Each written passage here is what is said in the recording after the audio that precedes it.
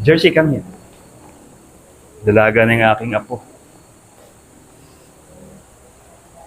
Pwede ko po bang hilingin ang inyong kanang kamay, ituon natin sa kanila at atin silang pagpalain at ipanalangin din. Hallelujah! Panginoong Diyos na makapangyarihan sa lahat, na pinagmumula ng aming lakas at ng buhay, Ikaw po ay aming pinapasalamatan at pinapupurihan sa buhay ng mga batang ito. Nakaloob mo sa iglesyang ito, O Diyos. Batid po namin, O God, ang iyong layunin kung bakit dinala mo po siya rito kung maging ma-involve sa paglilingkod, mahubog sa tamang pakikipag-ugnayan at paglilingkod din sa iyo, O Diyos, at magkaroon ng mga kasanayan, O Diyos. Ganun din po ng karunungan at kaalaman at ang bahagi ng iglesyang ito, Lord, ay malaki pong bagay na pinagkatiwala mo po sila sa amin.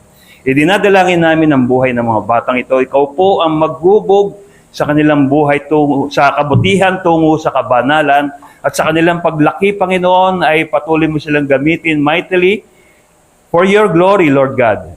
And I pray, Lord, ang mga magulang nila o yung mga nag-aalaga po sa kanila, Lord, ay patuloy mo rin pong pagpalain at ang mga batang maging pagpapala rin sa lahat ng mga tao na kanilang mga kasalamuha. Ganon din po sa kanilang pag-aaral, O God. Samahan mo po ang kanilang mga guro upang maituro sa kanila upang lalo sila lumago sa kaalaman din po at karunungan. Ganon din po sa paglilingkod po sa iyo, Diyos. Pakaingatan mo ang buhay ng mga batang ito. Ikaw po, Panginoon, ang siyang maluwalhati sa kanilang mga buhay. Sa pangalan po ni Jesus, ito po ang aming nagkakaisang panalangin. Tayo lahat ay magsabi ng Amen. Amen. Sige po, palakpakan po natin ang Panginoon. Hallelujah. Praise God. Sa ating pong buhay, na-experience nyo na po yung minsan meron kayong pinagtataguan. Nagtago kayo sa loob ng bahay. Na parang, na-experience nyo na po ba yung parang nasa loob ka ng bahay, talagang meron ka nga na iniilagan. Madalas, pagka yung wala naman sa atin dito ng gano'n. Pag may kumakatok, sabihin mo, wala ako. Dahil kasi kala, Bombay, naniningil, o kaya Meralco, o kaya yung kasera, sabihin mo, wala ako, gano'n. So, dumarating din sa punto ng buhay natin. Ako po kasi, minsan nangyari rin po sa akin yun na minsan sa buhay ko, ako ay, gusto ko lang sa bahay lang ako. Meron akong iniilagan na makita, ayoko makita, kaya at the same time, na-experience ko rin po nung ako ay nag-aaral pa, nung elementary days ko, nung pagpasok pa lang ako, may nagsabi sa akin, first time ko na-experience na umanda ka sa labas. So, bothered ako nung time na yun, nung ako elementary. Sabi ko, ba ginawa ang kasalanan dito? Ba't ako pinagbabantaan paglabas daw? So, buong school days ko nung araw na yon, ako ay bagabag. Sabi ko, ano ba yung problema nun? Ba't ba yung kasalanan kong ginawa sa taong ito at ako ay pinagbabantaan? Hanggang sa natapos, pag-uwian namin, panaintingin ko sa kaliwa, kanan, maging sa likod, baka may dumaluhong sa akin. At pagkatapos noon, hanggang sa nakauwi ako ng maluwalhati. So, wala nangyari, no? So, yun yung first time ko na-experience na may nagbanta sa akin. At tuloy-tuloy, marami na nagbanta. Hanggang sa high school po ako. Nung high school ako, fourth year ako, kami ay masasayang mga magkakaibigan, pinagbantaan din kami. Sabi, binigyan kami ng sulat, huwag kayong dadaan dito. Sabi niya, dahil kung hindi, magkakagulo. Sabi niya. So, yung buong school days namin, doon kami nag-uusap-usap. Pare, paano ba yan? Pinagbabantaan tayo. Nung uwian nung paglabas namin, nakita namin ang daming mga nag-aabang sa amin. Pare, meron naman tayong dadaan ng iba. Umiba na lang tayo ng daan, sabi ng iba namin kasama. Pero nagkaisa kami, hindi, doon tayo dadaan. Ano kala nila? Takot tayo. Mangyari na kung ano mangyari. Talagang, napadaan po kami ron. Pagdaan namin talagang, isang salita lang o isang maling kilos lang. Rumble na talaga yun. Kasi yung nagbanta sa amin, presidente ng fraternity solid doon. Talagang ang dami nila. Kaya nung pagdating nung namin doon, talagang tinginan lang hanggang sa nakalagpas kami. Nung nakalagpas na kami malayo na, sigaw kami, yes! Walang nangyari. Naniniwala ko yung time na yun, meron pa rin pagkilos ng Panginoon sa buhay natin. Ngayon, ito po kasi sa buhay natin, alam niyo po, na-experience po natin yung minsan bagabag ang ating kalooban, ang ating isipan, maging ang ating meron ding pagkatakot. Ganito po kasi ang sitwasyon ng mga apostol during their time. Kaya po, dumating ang Panginoon at ang sabi, peace be with you. May I invite everyone na tayo po lahat ay tumayo? Okay na ba? At atin pong basahin ang atin pong teksto sa aklat po ni Juan. Kailap po natin. Ayan. John chapter 20 verse 19 to 22. Pinaghiwa-hiwalay ko po dahil para makita rin po yung mabasa. Sabay-sabay po nating basahin. John chapter 20 verse 19 to 22.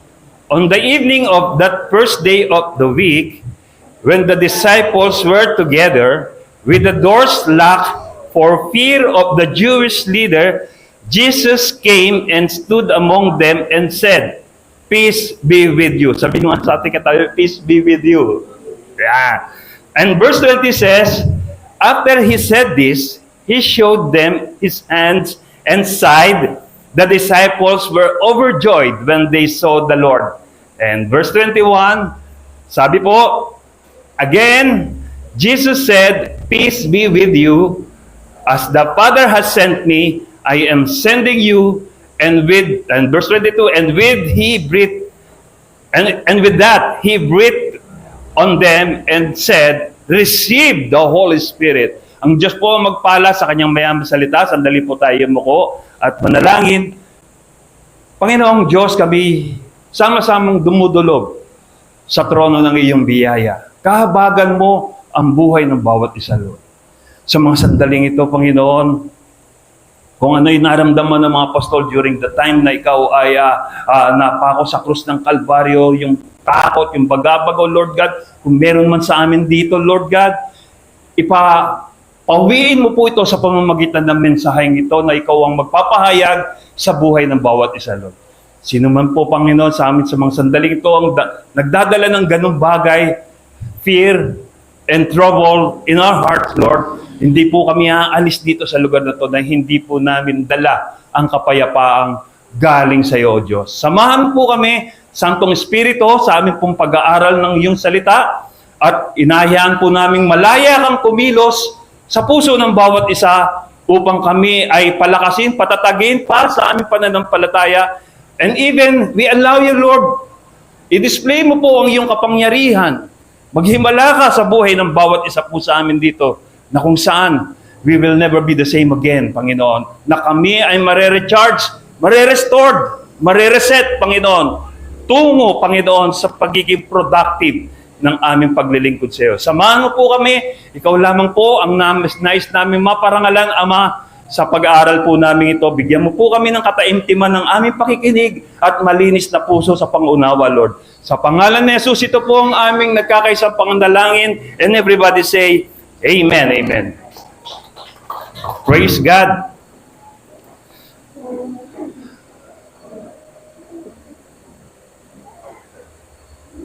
Purihin po ang Panginoon.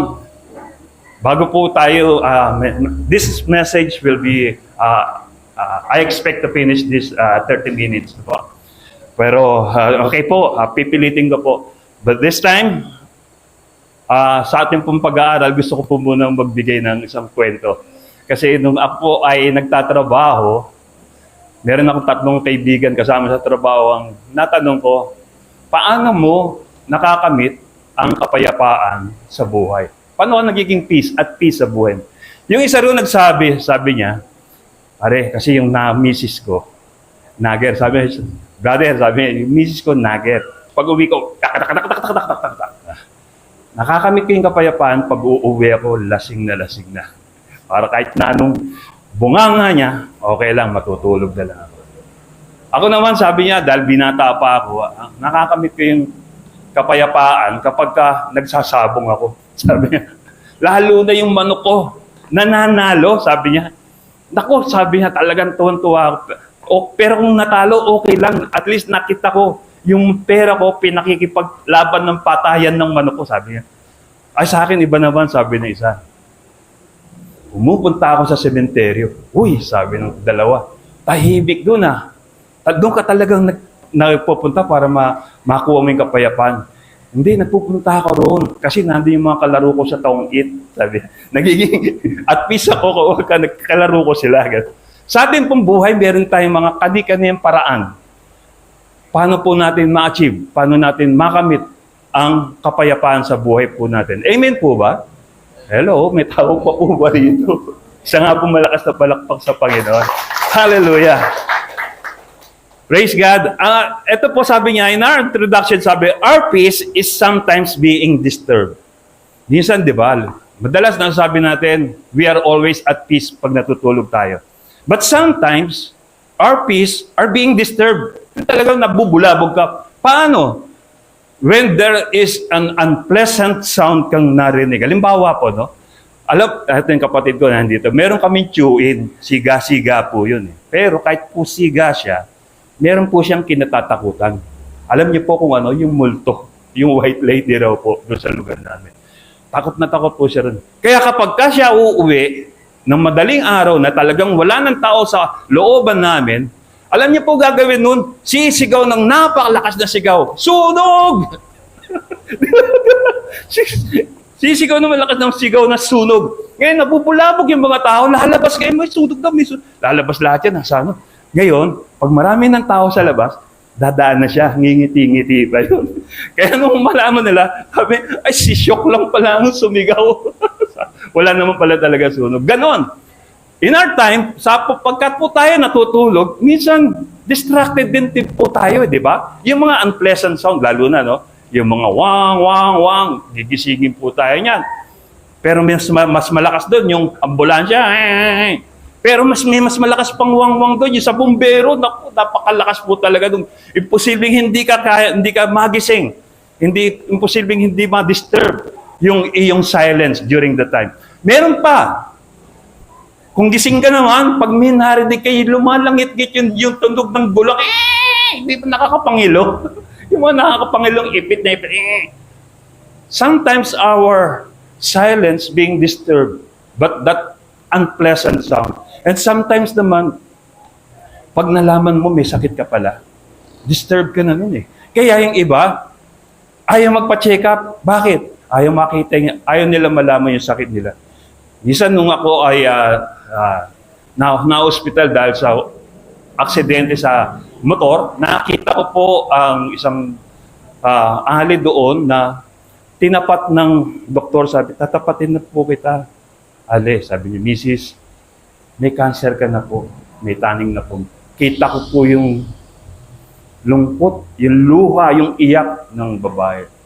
Sometimes, our peace are being disturbed by sickness. Pag nalaman mo may sakit, okay, hindi ikaw. Halimbawa, yung mahal mo sa buhay, nalaman mo, may sakit, nadi-disturb po yung peace mo.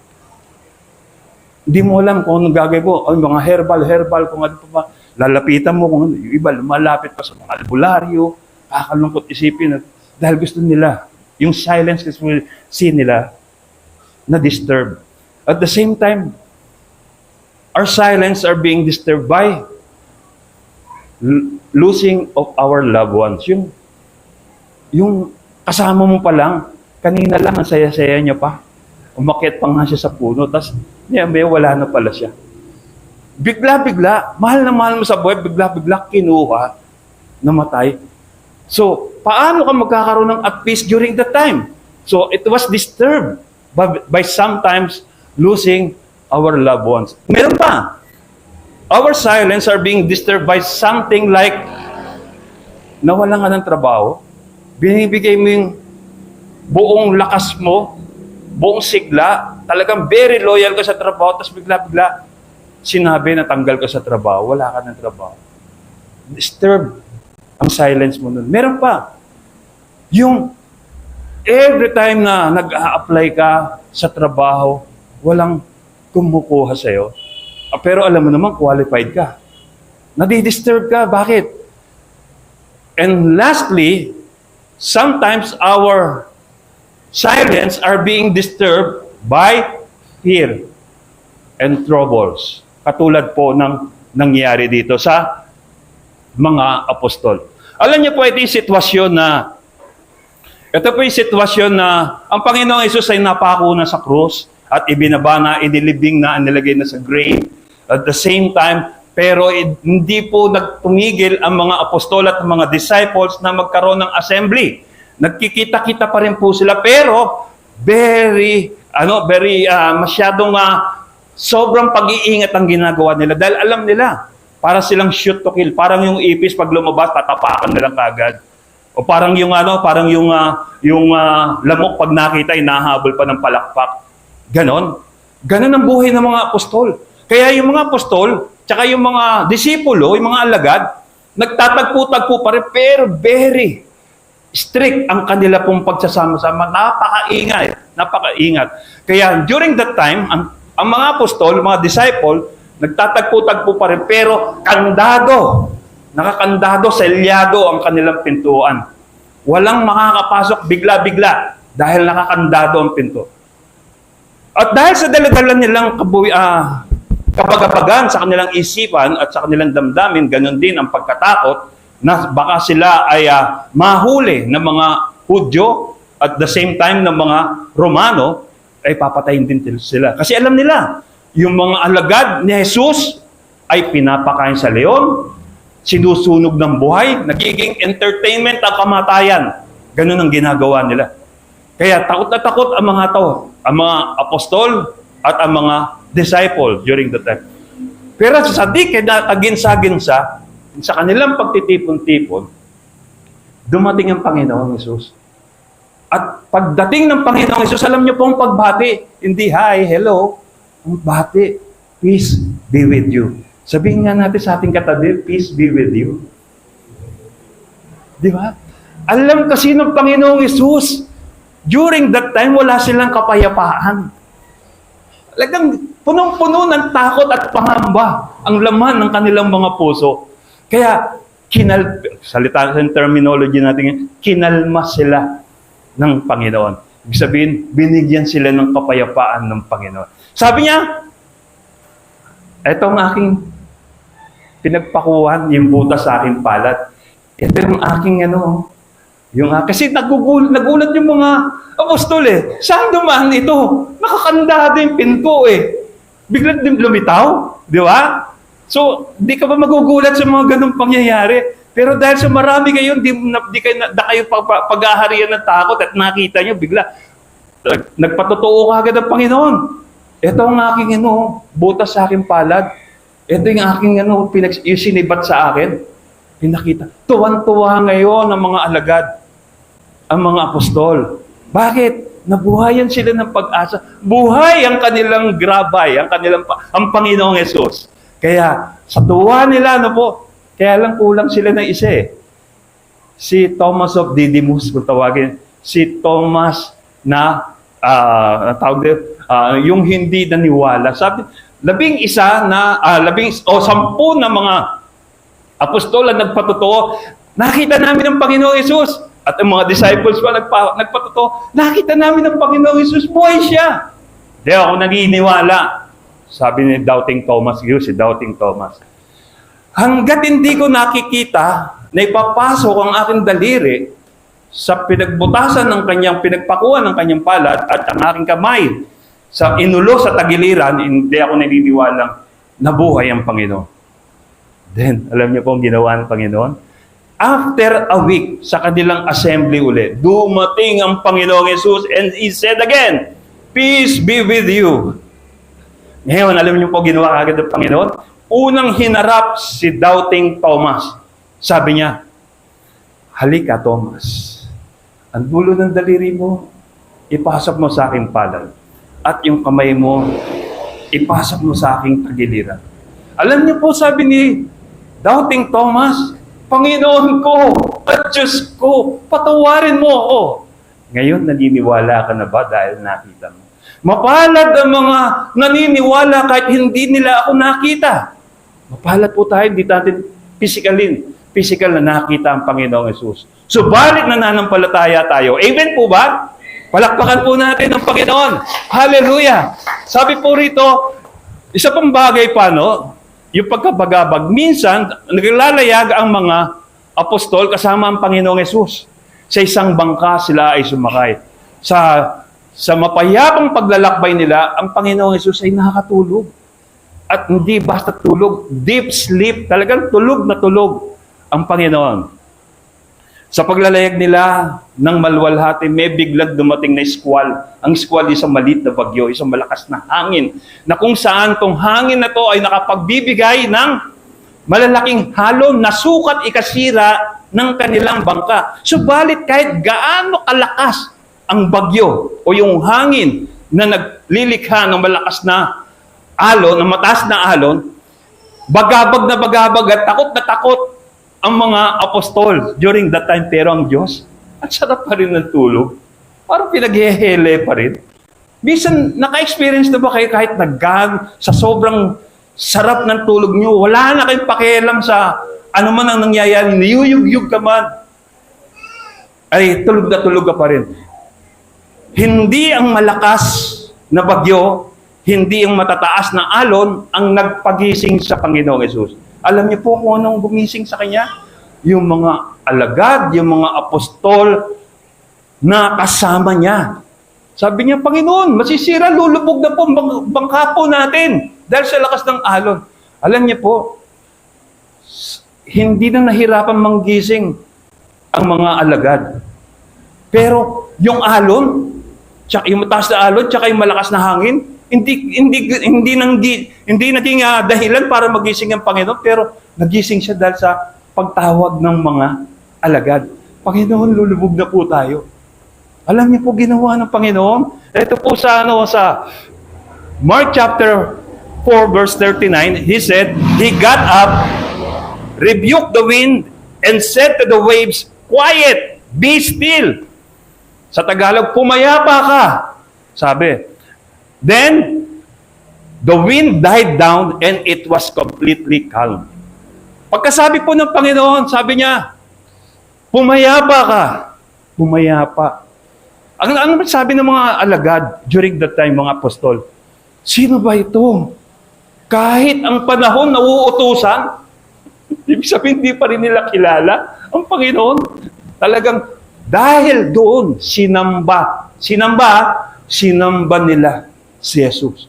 Kahit ang panahon na uutusan, even the wind, sabi niya, alam niyo po sa buhay po natin, kahit gaano kalaki ang alon sa dagat, ang bayo ng bagyo o yung lakas ng bayo ng bagyo sa buhay natin, yung galit ng kalikasan, lahat ay pumapayapa sa isang salita lamang ng Panginoong Yesus. Isang salita lang ng Panginoon, be still. Sa Tagalog, pumayapa ka. Hindi na inulit ng Panginoon. Sunod kagad ang panahon. Minsan, alam niyo, mas maganda, minsan pag umutos ang Panginoon sa panahon, sandali lang, sumusunod eh. Pero minsan, nakakalungkot isipin eh. Yung mananampalataya, yung tagasunod, yung mga apostol, yung mga alagad niya na kasama niya, nasa ng pagsunod? Meron pa eh. Di ba? Sabi, tinanong ng Panginoon, where is your faith? Kasama niyo na ako. Natatakot. Parang, ako nga sarap ng tulog ko eh. Parang gusto nang sabihin ng Panginoon, sarap, hindi ako nabagabag, hindi ako nabader sa lakas ng hampas ng bagyo, sa mga matataas na alon. Kahit na anong yugyug nila, hindi ako nagising eh. Parang sabi ng Panginoon, pero bakit? Dahil sa takot ninyo at pagtawag nyo, nagising ako. Ganun po ang Panginoon eh. Isang tawag mo lang sa Panginoon. Kahit ano pong ginagawa ng Panginoon, nandun kagad ang pagsunod niya. Andiyan kagad, He's willing to listen. Dahil ang gusto ng Panginoon sa atin, lagi nakikipag-usap tayo sa kanila, sa Kanya. Tanong po natin, nakikipag-usap pa ba tayo sa Panginoon every time? Kasi kailangan yun eh. Uhaw na uhaw ang Panginoon, ang Diyos, na makausap tayo, maka one-on-one tayo. Dahil marami siyang gustong ipahayag sa atin.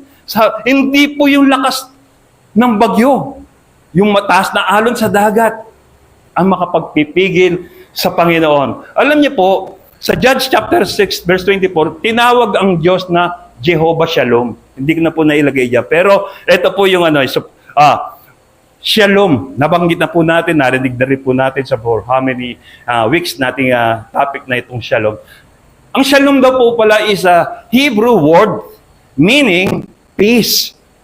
It encompasses wholeness, well-being, completeness of and even a sense of inner tranquility, yung katahimikan. Sabi niya, Shalom can be used as a greeting, hello, hi, mga ganon. And also, paalam, farewell, ganon, is also equivalent to goodbye in English, sabi niya. So, napakalawak po pala pag sinabing shalom. Kasi para bang, ito po yung bansag o yung binansag ni Gideon during his time na sabi niya, dito tatawagin ang Diyos na Jehovah Shalom. In our application, sometimes in the midst of our fear, Jesus will come and will give us peace. Na-experience niyo na po ba yan? Yung dumating na ba sa punto ng buhay niyo na punong-puno kayo ng bagabag, punong-puno kayo ng takot, at yung pangamba. Minsan sa buhay ko, maraming beses sa buhay ko, dumating yung pangamba. Sabi ko, itong kakarampot na kinikita ko, paano ko bubuhayin ang 6 kong anak dito? Sabi, dumating na po sa punto. Pero ang galing po ng Lord, ang galing niya po magpakalma, magpapayapa ng kaisipan. Sabi niya, pinanghawakan ko yung life verse ko, Matthew 6:33. Sabi niya, seek first the kingdom of God. Seek ye first the kingdom of God and His righteousness, and all the things that you needed shall be added unto you. Pinanghawakan ko po yun. Sabi ko sa kanya, Panginoon, itong problemang ito, itong mga kawalan kong ito, ipinagkakatiwala ko sa kamay mo. Nung pinagkatiwala ko po sa kamay ng Panginoon, wala na po ako na-experience na bagabag, pangamba. Sabi ko, alam ng Diyos ang gagawin niya. Hindi lang sa buhay ko, kundi sa buhay ng pamilya ko. And right now, ang Diyos, patuloy pa rin kumikilos. Nagpapadama na siya ay malapit lang sa buhay ko. Kaya nga po, minsan, yung matagal ko nang hiniling sa Panginoon, ay nakamit ko rin po. Gusto ko lang po, i-share ko na rin po. Alam niyo po, nung ako po ay nag-aaral ng elementary, nangarap po ako na, sabi ko, nakita ko po si valedictorian, sigat na sigat eh. Sabi niya, sabi ko, pagdating ng araw, bibigyan ko rin ng karangalan yung magulang ko. Gusto ko, pagka high school ko, maging valedictorian din ako. Pero hindi nangyari yun eh. Dahil sa kabataan, ganyan. Sabi ko, sa mga kapatid ko na lang tuturuan ko. Mga kapatid ko, tinuturuan ko talaga. Kaya lang, meron din silang sariling mga buhay eh. Kaya yung iba, tumatakas, hindi ko makita. So, naging inconsistent pagtuturo. Kaya hanggang sa nawala. Dumating din sa time na, sabi ko sa mga anak ko na lang, nagtiyaga rin po ako sa mga anak ko. Pero talagang hindi pa rin eh. Kasi nakalimutan ko na po yung pangarap ko. Hindi ko na po naituloy hanggang sa nakapagtrabaho ako, lahat-lahat. Naging abala ako sa mga gawain. Siya nga po pala yung yung Philippine Plaza for Jesus Fellowship na yung Sofitel, sarado na po, pero yung fellowship po namin tuloy-tuloy pa rin po. Nakapag 38 years anniversary po kami last Friday. Glory to God po. At the same time, ito po, dumating sa punto ng buhay ko, nakakalimutan ko na po lahat yun. Nag-focus ako sa pagtatrabaho, lahat, sa ministry. Hanggang sa dumating yung time ng kapatid ko, yung kuya ko, lagi akong kinukulit na mag-aral daw ako sa Bible school. Sabi ko, hindi ko lang time, kuya. Alam mo naman, may trabaho ako, meron pang ministry, ganyan.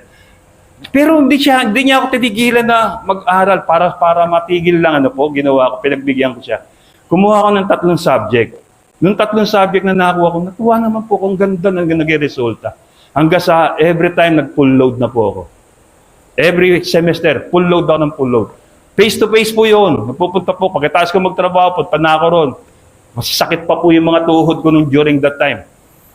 Hanggang sa dumating po yung ang pandemic, tinuloy ko pa rin po yung pag-aaral. Kinuusap nga ako ng 2 kong anak. Sabi ng 2 kong anak, ititigil daw muna nila yung pag-aaral nila dahil online lang naman daw. Sabi ko, ituloy nyo pa rin. Sabi ko, hanggang sa medyo sumama pa nga yung loob nila sa akin. Pero ako, ang inyong ama, sabi nyo, wala pa kayong sapat na edad para gumawa kayo ng sariling yung desisyon. Ako masusunod, mag-aral kayo. Mabigat man sa loob nila, nag-aral po siya. At ako rin po, sabi ko sa kanya, ako rin nga, itutuloy ko pag-aaral ko kahit face-to-face. Hanggang sa natapos ko po yung pag-aaral ko ng face-to-face po. Nung graduation po namin, not knowing, hindi ko po alam. In-announce po yung cum laude. Pasensya na po kayo, hindi po ito pinagyayabang. Tinawag po ang pangalan ko, ako daw po yung cum laude. Purihin po ang Panginoon, tuwan-tuwa po ako noon. Pero hindi ko pa po naaalala yung pangarap ko na maging valedictorian during that time. And later on, after a month, pinaalala sa akin ng Lord, di ba? Gusto mo maging valedictorian? Ito cum laude. Amen na, praise the Lord. Sabi ko, alam niyo po, delight yourself unto the Lord and He will give you all the desires of your heart. Bigyan niyo lang ng kasiyahan ng Panginoon. Yung hiningi niyo ngayon o yung hiningi niyo nung past 10 years ago, darating at darating din sa inyo nang hindi niyo inaasahan. Amen po ba? Darating at darating din sa inyo yan. Hindi po talaga nagpapabaya ang Diyos sa kanyang mga pangako. Sabi niya, sometimes in the midst of our fear, Jesus will come and will give us peace. Yung kapayapaan ng isipan Diyos.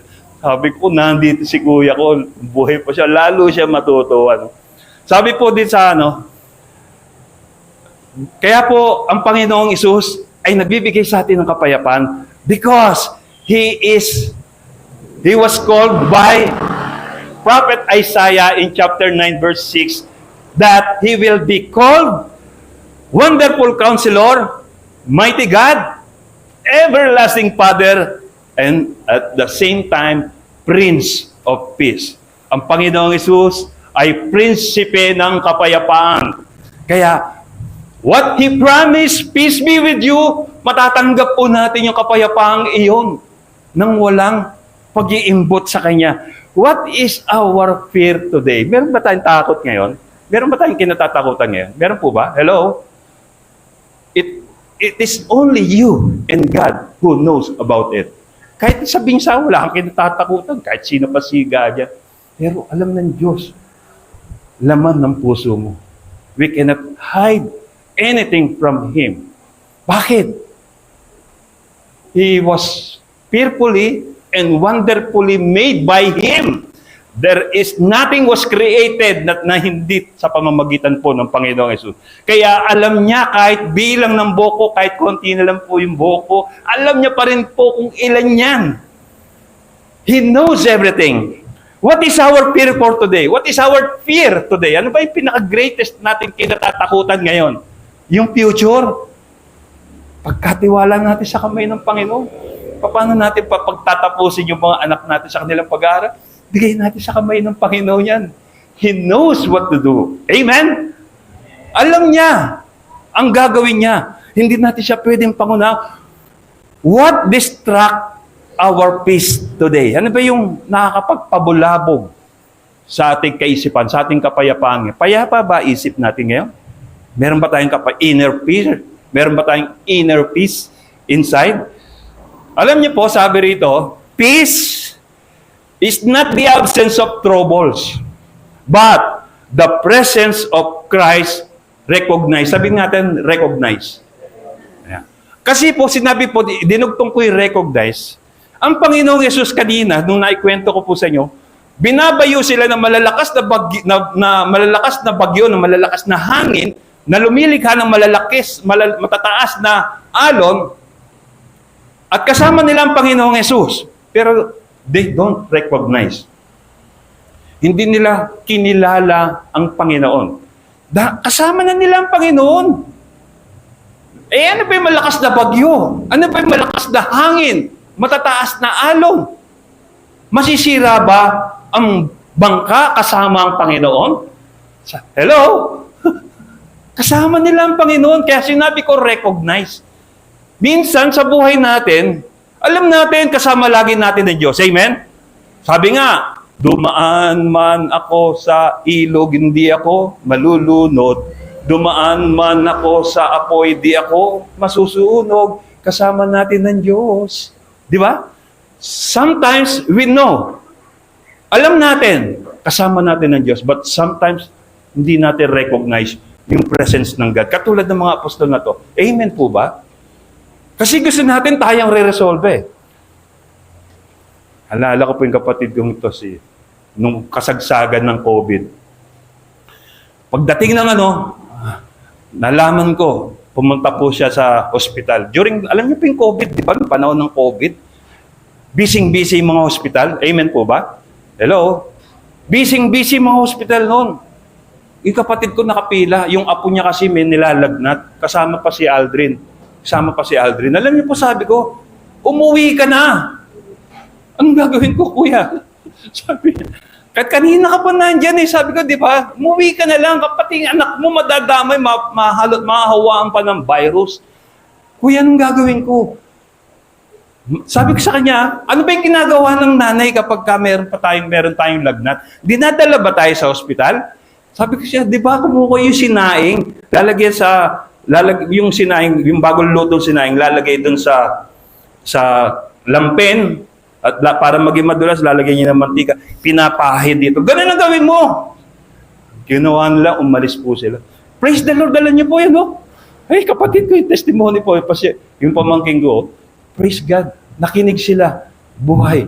Pero yung kuya ko hindi nakinig, namatay. Sabi ko siya, ang ganda ng plano ko. Sabi ko, huwag niyong dadalhin sa hospital, mamamatay lang siya roon. Pilit pa rin dinala hanggang sa namatay ang kuya. Sometimes, we know the presence of God, but we do not recognize His presence. Hindi natin nare-recognize yung galing ng Panginoon. Inuuna natin, diskarte natin.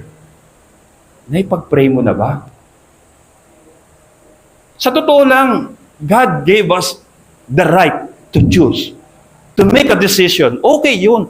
Pero it doesn't mean na sa paggawa mo ng decision, kakalimutan mo na ang Diyos. Sabi niya, ano pa yung kabuluhan ng Proverbs chapter 3, verse 5 to 6? Trust in the Lord with all your heart and lean not on your own understanding. In all your ways, acknowledge Him. And He will make your path straight. Hindi ka magkakamali. Ito po, sige, praise God. Peace is not the absence of troubles, but the presence of Christ recognized. We can recognize inner peace. How? We can recognize inner peace if there's no negativity in our mind. Wala kang iniisip na negative sa isip mo. Baka ako malunod. Baka hindi na ako magising pag natulog ako. Hindi. We can only recognize inner peace in our mind kung hindi natin sasama ng negativity. Negative thinking. No? Only what occupied in our mind should be positive thinking. Kaya there is power in positive thinking. Kaya nga po sa Psalms chapter 23 verse 2 sabi niya, He makes me to lie down in the green pasture. He leads me beside the still water. Meron pa yan, He restores my soul. He leads me in the path of righteousness for His name's sake. Dinadala tayo ng Diyos sa mainam na batisan. Walang kagulumihanan, walang kaingayan, payapa. Dinadala tayo ng Panginoon. What God wants us to do is to keep, is to put our faith in Him. Yun lang pong gusto ng Diyos eh. And sometimes in our conclusion, ito po, sometimes Christ comes to calm the storms of life and give us peace. Kaya nga po, pag dumating si Wendy, kilala niyo po si Wendy? When the oceans rise and thunders roar, I will soar with you above the storm. Di ba? Pag dumating si Wendy, mag-soar high ka, lagpasan mo yung bagyo. Parang ganun po yung mga agila eh. Minsan sumakay po ako ng aeroplano, pagsakay ko, nandun yung full of excitement, first time ko sumakay. Makikita ko na rin yung ulap, matataasan ko na rin yung ulap, malalagpasan. Nakita ko, mas mataas na ako sa ulap.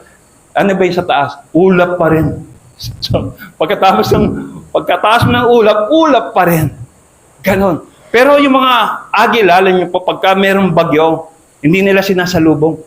Lumilipad sila na mas mataas sa bagyo. Kaya nga sabi, I will soar with you above the storm. Ganun. Yun ang ano natin. Kaya sabi po sa find rest my soul in Christ alone. Matatamo lamang natin ang kapayapaan kay Kristo lamang. Sometimes Christ comes to calm the storm of life and give us peace. Sabi po dito as the Father has sent me, ito po sinabi niya po pangalawang term na sinabi ng Panginoon. Una, peace be with you. Pangalawa, ito po yung as the Father has sent me, I am sending you. Ang sarap pakinggan, no? Kung paano ako pinadala ng Panginoon, pinapadala ko rin kayo. Sabi nga po natin sa ating katabi, pinapadala rin tayo ng Panginoon. Sinusugo tayo ng Panginoon. For what? Not for our own purpose, but for the purpose of God in our life. As the Father has sent me, I am sending you. Like Thomas, kailangan pa ba ng himala bago magtiwala? Naghimala ang Diyos kay Thomas, kay doubting Thomas. O, ito, ka, Thomas, karito, Menaki. Ito, yung inihingi mong butas. Ito pa, pasok mo kamay mo rito. And what Thomas did? Panginoon ko, Diyos ko, patawarin mo. Sometimes, we are like, parang katulad din tayo ni Thomas, na nauuna yung tiwala sa kakayahan, tiwala sa iniisip, tiwala sa sarili, bago magtiwala sa Diyos. Sabi po natin, di ba? Sa Diyos mo ipagkatiwala ang lahat. Like Thomas, kailangan pa ba ng himala bago magtiwala? And sa 22, sabi po, and with that, sabi niya, He breathed on them and said, ito yung pangatlong term na sinabi ng Panginoon, and with that, He breathed on them and said, receive the Holy Spirit.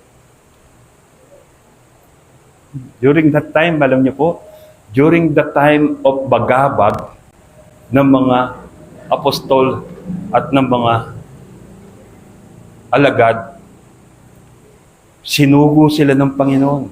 Binigyan muna ng kapayapaan and then sinugo. At the same time, pinatanggap ng Santong Espiritu. And what is the Holy Spirit? Di ba? It is a third person in Godhead. Sabi nga, di ba, sa Trinity, di ba? Kaya hindi basta-basta to. Kung natanggap niyo yung Santong Espiritu. How many of us here nakatanggap na ng Holy Spirit? Di ba? Hindi natin tayo makapag-amen. Bakit? Kasi until now, we're doubting. Para tayo si Thomas na dudang-duda. Mapagduda. Dapat pangalan niya, Diyos Duda. So sa ating pong conclusion ngayon, huwag po nating hayaan maging katulad tayo ni Thomas. Hayaan po natin na tayo ay magamit ng Panginoon. I-implement po natin, i-apply po natin ang ating pananampalataya sa Diyos. Tayo po lahat ay tumayo. Hallelujah.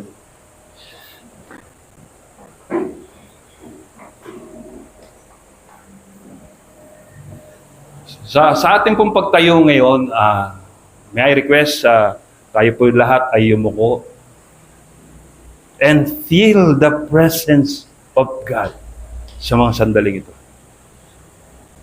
I-welcome po natin sa oras na to yung presence ng Holy Spirit. Be sensitive. Pakiramdaman po natin, even yung yung halik ng hangin sa ating mga balat. Pakiramdaman po natin. Be sensitive right now. Because ang Diyos natin ay hindi maramo. Ang Diyos natin ay punong-puno ng generosity. Sa totoo lang kahit yung anak niya, ibinigay niya sa atin But what things na ginawa natin? Inaruga ba natin? Di ba pinatay pa nga sa krus ng Kalbaryo? But right now, ito yung Holy Spirit sinesend sa atin ng Panginoong Yesus. Are we all willing to receive the Holy Spirit right now? Hallelujah! Lord, maraming po salamat sa kapahayagan mo sa buhay po namin. Alam po namin, Panginoon, higit ang iyong karunungan, higit ang iyong kapangyarihan, kanino pa man, hindi po, Panginoon, masusukat ang lawak ng pag-ibig mo sa bawat isa po sa amin. Kung ang mga ulan ay pinapapatak mo, Panginoon, sa mga kasalanan, ganun din po sa amin, O Diyos, sapagkat ganun mo kamahal ang lahat ng nilikha mo, especially kami mga tao na nilikha mo according to your own image, O God. And we are very grateful for that, Panginoon. Pinagpapasalamat po namin. Sa lahat ng nilikha mo, kami po ang pinili mo, O Diyos. Hallelujah, Panginoon, tulungan mo po kami to recognize your very presence in our life. Panginoon, alam po namin na tanging ikaw lamang, O Diyos, ang nagpasimula ng buhay namin at siya pa rin po ang magwawakas. Subalit ang nais mo, Panginoon, ang sinimulan mong buhay namin ay makapiling mo habang buhay, Panginoon, doon sa iyong kaharian. And kaya po kami ay naririto pa, Panginoon, to invite those people who are lost, yung mga taong wala pang kaugnayan sa iyo, O Diyos. Yun po ang dahilan kung ba't kami naririto pa, O God. Tulungan mo po kami na maging sensitibo po rito, Lord God. Kung kami nararanasan namin yung very presence po, Lord, nais mo rin pong maranasan din ng mga taong hindi pa sumasampalataya, Lord God. But right now, Lord, magsilbing hamon sa buhay namin to, Lord God. Panginoon, sabi mo po sa iyong salita, lahat na nagtitiwala sa iyo, they will renew their strength, O Lord God, like the pagkatulad ng mga agila, Lord God, na ang lakas ng kanilang pakpak, Panginoon, O Diyos, ay hindi kayang gumupo, hindi kayang gupuin ng malalakas na hangin, Lord. Lord God, maraming pong salamat sa isang napakalaking pribilehiyong ito, O Diyos, upang matamo po namin ang kapayapaan nagmumula po sa iyo. Panginoon, salamat po sa kapayapaang kaloob mo sa buhay ng bawat isa, and help us more, Lord God, to be more fruitful in serving you, Lord God. Salamat po, Ama. Ito po ang aming nagkakaisang panalangin in the mighty name of Jesus. And everybody say, Amen. Praise God.